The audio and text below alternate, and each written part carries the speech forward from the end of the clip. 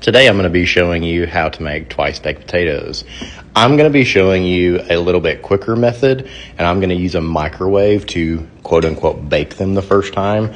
It takes less than 10 minutes to get the inside soft, so it's just a lot quicker than baking them on the first round. Since we are making twice baked potatoes, we are going to bake them, so you need to preheat your oven to either 400 or 425. If you're using this method to microwave them first, it will take you maybe about 7 to 9 minutes, depending on how big the potatoes are.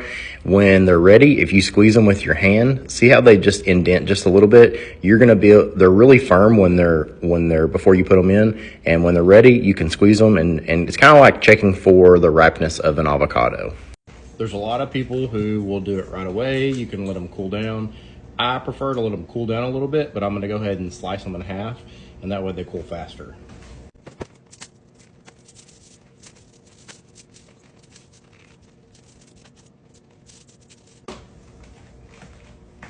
All right, we're going to let those cool just until they're not steaming like that. You don't want to burn your hands. If you are running out of time and you don't really have an option to wait like I do right now, you can always get like an oven mitt, hold it and then scoop it if you needed to do that, if you didn't have time. So there is options. I just prefer for my hands not to burn. So they've cooled down some. So what you're gonna do now, this is what I like to do. I like to take a knife and kind of cut around it.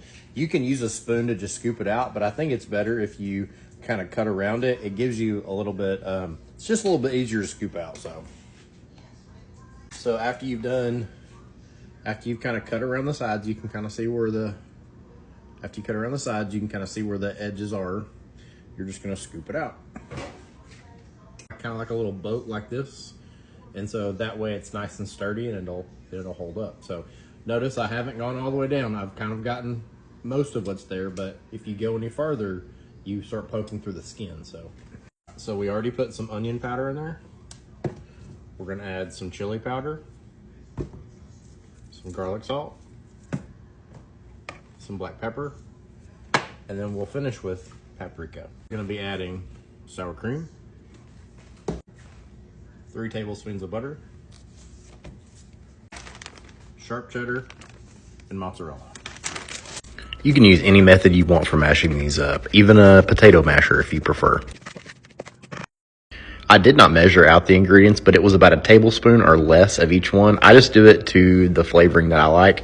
About a cup of sour cream, you saw the 3 tablespoons of butter, and then of course a little cheese and bacon bits at the end, and then stirred it up. That's really good. That's really, really good like it is. So I added about a cup of sour cream. There's a couple ways that you can do this. One way is just to spoon it back in, which is the way I'm gonna do. If you wanna make it look really fancy and you wanna make it look really nice, if you have piping bags and little tips and those little bags, you can like actually pipe it back in to the potatoes. They can have like little designs based off of the tip that you choose. So that would be a way if you're taking it to a holiday event or something and you want it to like upscale it, make it look nice, you could do that as well. So like I said, make it however you like. When you get to this part of the recipe, it's really the most fun because you know you're about done.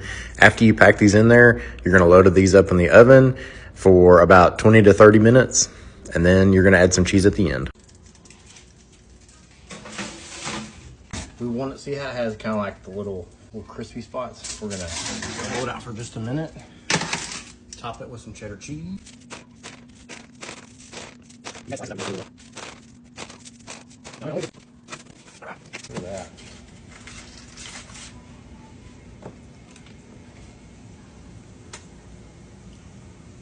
Let those cool. I like to add paprika to the top of it. And then you gotta add some bacon bits. I already know that the filling is good because I tried it on camera, so it's just gonna taste the same with a little bit more cheese and a little bacon flavor on top. So y'all have a good one. Don't forget to like, comment, and follow if you want to see more content like this. See ya.